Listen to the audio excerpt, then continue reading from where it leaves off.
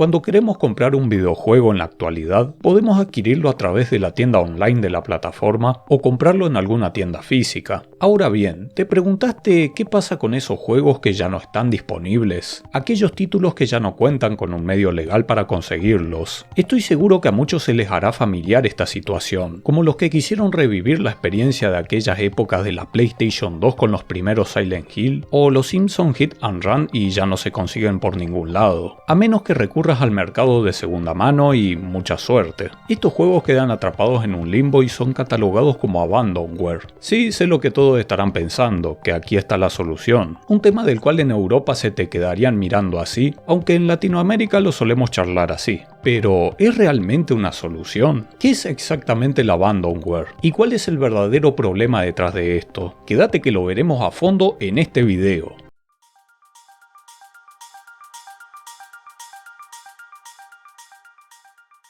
Este video está patrocinado por GVG Mall. En GVG Mall podemos adquirir licencias originales para Windows a precios muy económicos. También encontraremos licencias para Office, distintos programas e incluso videojuegos. De hecho, voy a aprovechar para comprar una licencia de Windows 10 que estoy necesitando. Si aplicamos el código de descuento TU25 obtendremos un 25% de descuento adicional. Y un detalle no menor es que esta licencia sirve incluso si queremos actualizar luego a Windows 11. Pero, ¿cuál es el truco? ¿Por qué son tan baratas estas licencias? Bueno, esto es porque se tratan de licencias OEM. Este tipo de licencias son utilizadas por los fabricantes al vender equipos con Windows ya preinstalado. Su limitación es que se ligan a la placa base de la computadora, pero considerando su precio es un detalle insignificante, sobre todo si no van a cambiar su equipo o la placa por mucho tiempo. Estas licencias son completamente legales y son una excelente opción para tener nuestro Windows activado con todas las actualizaciones que lanza Microsoft. En la descripción y un comentario fijo les dejaré los enlaces y el código de descuento. Muchas gracias a GVG Mall por patrocinar el espacio.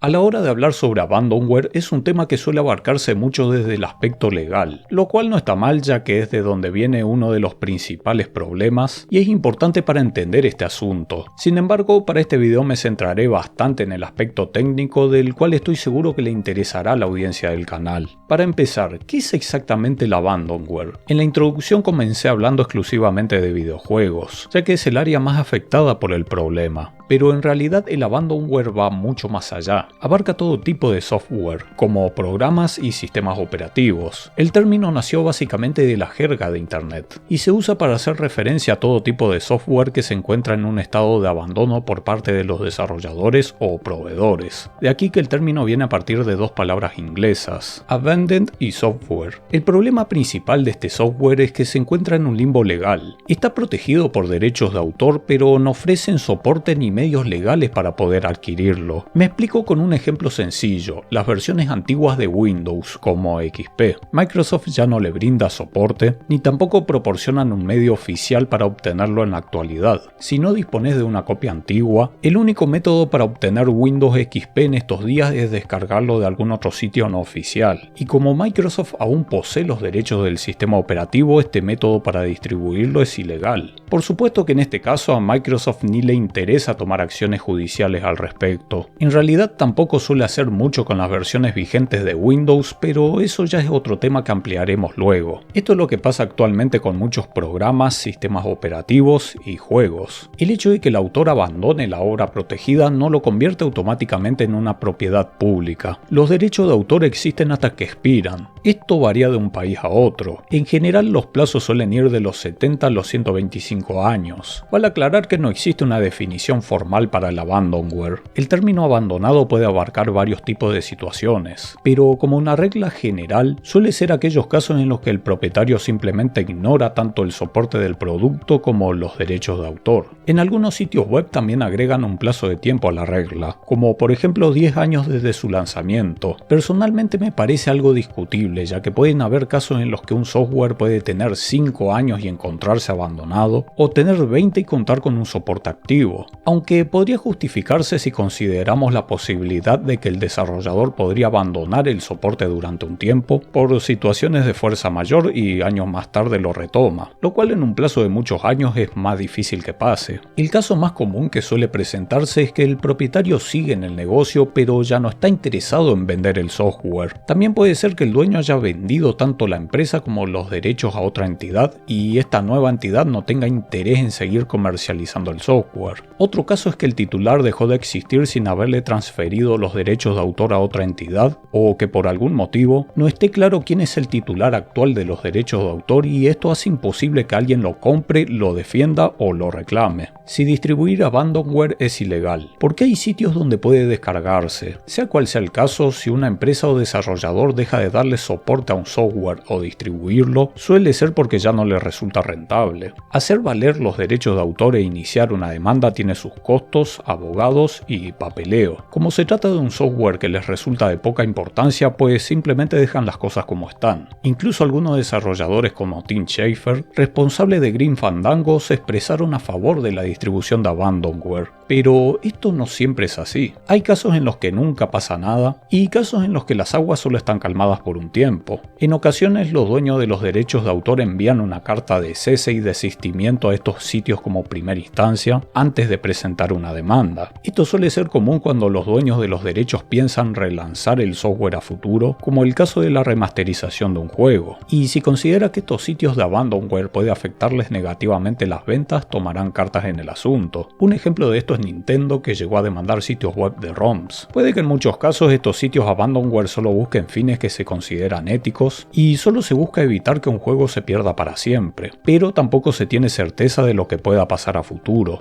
Ahora bien, ¿por qué esto afecta principalmente a los videojuegos? El problema viene a que los videojuegos se llevan la peor parte de todo cuando hablamos de abandonware. Viene muy ligado a la necesidad de preservar algo y estamos corriendo el riesgo de que un software se pierda para siempre. Desde el aspecto legal es un problema complejo, y mientras tanto esto genera preocupación por el apartado técnico, donde el pasar del tiempo no perdona. Imaginémonos cómo eran las cosas antes de Internet. La distribución era mucho más limitada y los disquetes eran un medio de almacenamiento común que solían tener una vida muy corta fuera de los espacios controlados. Era normal que dejen de funcionar de un día para el otro, y a pesar de los avances, la preservación sigue siendo un problema. Ya iremos entendiendo el porqué. En el caso de los juegos, estos suelen resistir el paso del tiempo. Esto en el sentido de que siguen siendo jugables o quizás por simple nostalgia queremos revivir algún título antiguo. Hoy en día podemos seguir disfrutando del Mario Bros, el Metal Slug, y conozco gente que sigue prefiriendo el Counter-Strike 1.6 antes que las versiones actuales. Esto difiere de los programas o los sistemas operativos. Un sistema operativo antiguo ya no suele tener utilidad, es muy vulnerable, carece de compatibilidad y ni siquiera podremos navegar por internet. Lo mismo pasa con la mayoría de los programas, no tiene mucho sentido usar versiones desactualizadas. Difícilmente escuchemos a alguien decir hoy: ¡fua! ¡Qué ganas terribles que tengo de instalar el Norton Antivirus 2000! Esto claro hablando en líneas generales. Pueden haber casos excepcionales como una empresa que aún maneja computadoras o maquinaria antigua con un software muy específico, pero suelen ser casos aislados. También puede, ¿por qué no?, que te llegue la nostalgia y quieras probar XP o Windows 98 en alguna máquina virtual. De hecho, a mí me sirvió de material para varios videos del canal. Donde sí suele tener mucha utilidad en estos casos es cuando se emplea con fines educativos. La idea se entiende, no es que no importe para nada cuando hablamos de programas y sistemas operativos, sino que en los videojuegos este asunto suele tomar más importancia. Ahora pasemos a hablar sobre los límites de la conservación de los videojuegos. A nivel técnico, pongámoslo en comparación con las películas o series. La gran mayoría de las primeras películas se perdieron para siempre, pero su preservación actual se ha vuelto mucho más sencilla, al menos comparado a los videojuegos. Una película puede ser un simple archivo de video que se puede copiar, pegar e incluso transcodificar a otro formato. Cualquier dispositivo de reproducción moderno puede leer una inmensa cantidad de formatos y códecs. Se entiende que estas no suelen ser las grabaciones originales de la película, pero con esto suele ser suficiente. Hasta hace poco disfruté más la película Tiempos Modernos de Charles Chaplin que otras películas actuales en 4K. Probablemente dirás, bueno, así como tenemos archivos de video, en los videojuegos hablamos de ROMs o archivos ISO. ¿Qué diferencia hay? Pues muchas. Entre ellas la posibilidad de ejecutarlos correctamente a futuro. Un videojuego fue creado y pensado para un dispositivo en específico. Si hablamos de una consola, esta consola tiene una arquitectura determinada. determinada y puede que no se parezca nada a ninguna otra. Esto puede pasar incluso de una generación de consolas a otra. En PC, si bien Microsoft suele cuidar mucho el tema de la retrocompatibilidad, esto no nos asegura al 100% que un software vaya a funcionar por siempre. Los archivos DLL pueden cambiar con el tiempo, el núcleo del sistema puede cambiar con el tiempo, la arquitectura de los procesadores también puede cambiar con el tiempo, todo puede afectar de manera negativa al funcionamiento de un juego antiguo o impedirlo directamente. Para los videojuegos de la época de MS2 necesitamos un emulador de DOS, ya no podemos abrirlo así nada más. ¿Cuál es el punto aquí con el abandonware? Cuando el autor o la empresa sigue brindándole soporte a un juego, aún contamos con cierta tranquilidad de que el juego funcionará bien. O bueno, relativamente bien. Pero si ocurre algún problema o algún cambio que haga que el juego no funcione de manera correcta, pueden arreglarlo lanzando parches o adaptar el juego para que se ajuste a los nuevos estándares actuales. Yo mismo tengo un ejemplo de esto, me pasó con el Desperados, un juego del año 2001 que lo jugué en su momento en Windows 98. Aún tenía mi CD guardado e intenté volver a jugarlo en Windows 10, pero me encontré con una experiencia pésima. El juego iba a unos FPS muy bajos. Por supuesto no era problema del hardware.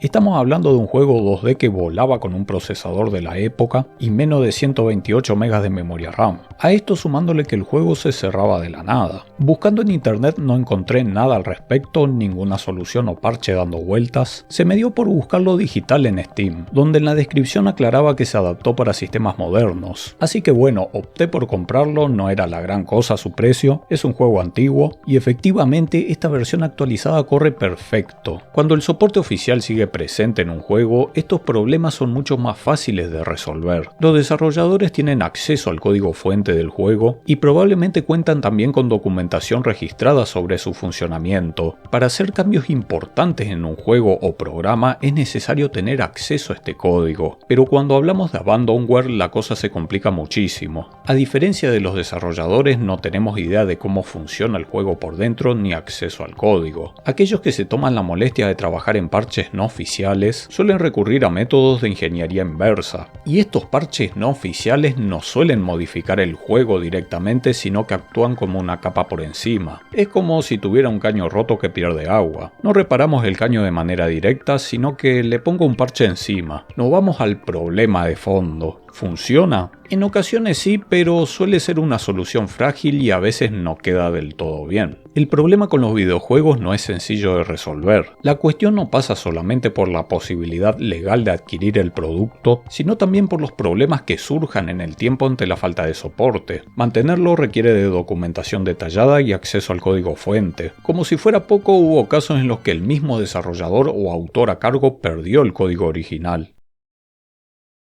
Esto nos da pie para hablar del siguiente apartado del video, las posibles soluciones para combatir el abandonware. Por una parte está la manera de darle una continuidad comercial como pasa con las tan conocidas remasterizaciones. Lo que se hace en este caso es tomar el juego original y hacer las modificaciones necesarias para que sea compatible con los dispositivos modernos. El juego suele ser exactamente igual, aunque también se suelen aprovechar ciertas mejoras como una mejor resolución y mejor sonido, como suele ser el caso de las remasterizaciones de los juegos de PlayStation 2. Algunos trabajos van incluso más allá, como con StarCraft. El artista original del juego regresó para ayudar en la recreación de texturas que pueden aprovecharse con resolución 4K. Lamentablemente estos proyectos de remasterizaciones no están exentos de problemas, y en ocasiones resultan siendo peor que la versión de origen. Uno de los casos más conocidos fue el Silent Hill HD Collection, un paquete que ofrecía la segunda y tercera entrega de las franquicias remasterizadas, y consideradas como una de las peores de la historia. Los problemas técnicos iban desde ralentizaciones, congelamiento de imagen, desincronización labial en las voces de los personajes y varios detalles gráficos que provocaron un impacto muy grande en contraste con la sensación que buscaba transmitir el juego original. La neblina era de menor calidad y permitía ver demasiado, un elemento clave que daba esa sensación de claustrofobia y esa incertidumbre ideal en un juego de terror, siendo que no sabes con qué te vas a encontrar a dos pasos por delante. Había texturas que no correspondían al contexto, como el de una ciudad calidad vieja y abandonada. Resulta que Konami le delegó el trabajo de estos remasters a otra empresa, pero la razón principal de la baja calidad va más allá. Aparentemente Konami extravió la versión final del código fuente del juego, así que estos remasters fueron trabajados sobre una versión incompleta. Muchas cosas tuvieron que rehacerse desde cero, y claro que los empleados a cargo no tenían las mismas ideas, el mismo enfoque o la misma visión que tuvieron los autores de los juegos originales en su momento. El equipo de desarrollo original no se trataba solo de programadores y diseñadores, se trataban de personas que probablemente investigaron y estudiaron a fondo sobre la psicología del terror. Cada detalle del juego tenía un sentido, detalles que llegan a la subconsciencia del jugador y te hacen decir, este es muy buen juego. Pero cuando otra persona toma el trabajo sin tener conocimientos de los detalles a los que apuntaba la obra original, pasa este tipo de cosas. Otro ejemplo de esto es Warcraft 3 Reforged. Más allá de todos los otros desastres que fue este remaster, Blizzard le delegó el trabajo de rehacer los modelos a otra empresa. Los modelos son detallados y tienen muy buena calidad, pero no están pensados para un juego RTS donde necesitas identificar fácilmente a los personajes. Pero este caso de Silent Hill me encanta porque viene como anillo al dedo para ejemplificar la importancia del código fuente del juego y cualquier documentación detallada del mismo. No es solo cuestión de conservar una ISO.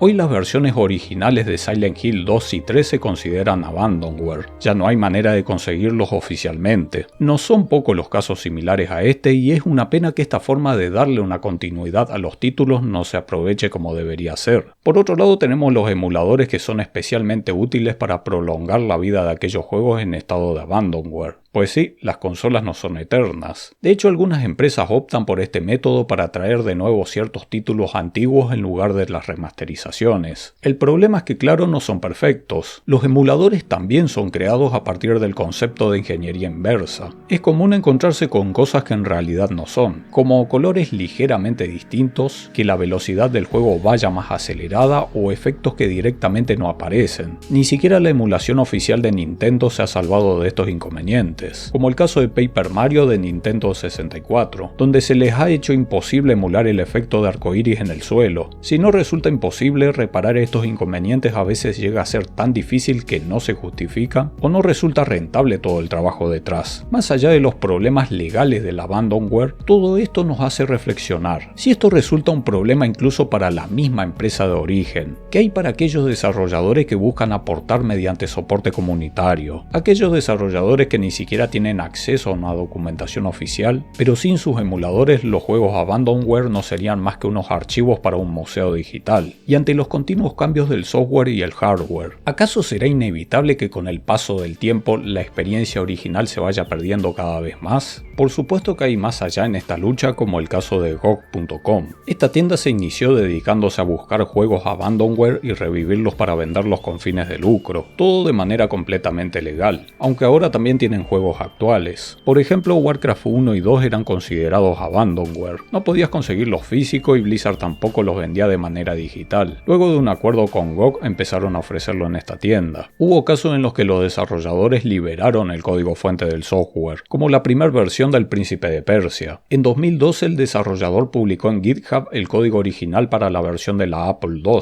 que se creía perdido, y publicó también la documentación técnica que explica el funcionamiento. Otra alternativa es publicar el videojuego con licencia freeware, es decir, hacerlo gratis. Esto no es lo mismo que software libre. En el primer caso se permite su redistribución, pero con algunas restricciones. No se puede modificar el software, venderlo y el copyright aún se mantiene. Esto suele hacerse como publicidad para una nueva secuela o remaster, como pasó con la versión clásica de StarCraft que pasó a ser gratis. Sin embargo, estos casos no suelen ser lo más común, ya que una vez hecho no hay marcha atrás para el desarrollador. Existen museos o bibliotecas que cuentan con el permiso legal para almacenar contenido de este tipo. Pueden recibir contenido donado por sus autores, o bien ya almacenar el contenido que haya pasado al dominio público. De hecho, Microsoft hizo una carismática donación del código fuente de MS2 y Word para las primeras versiones de Windows. Eso sí, nada de usarlo para modificaciones o cosas raras. Ah, mira, la charola de las limosnas.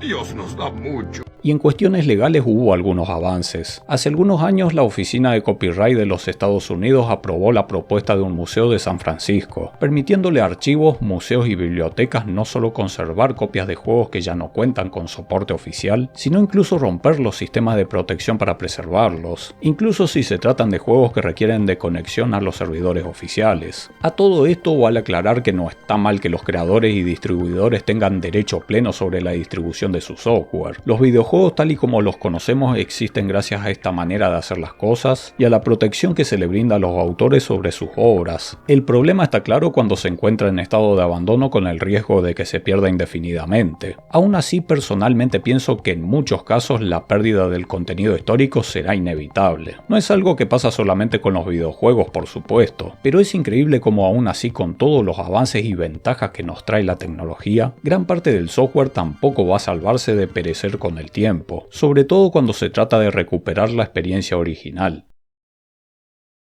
Te agradezco por llegar hasta el final, te invito a otro video del canal que sea de tu interés. Déjame tu me gusta, suscríbete y activa la campanita. Muchísimas gracias a los donadores y nos vemos la próxima. Hasta luego.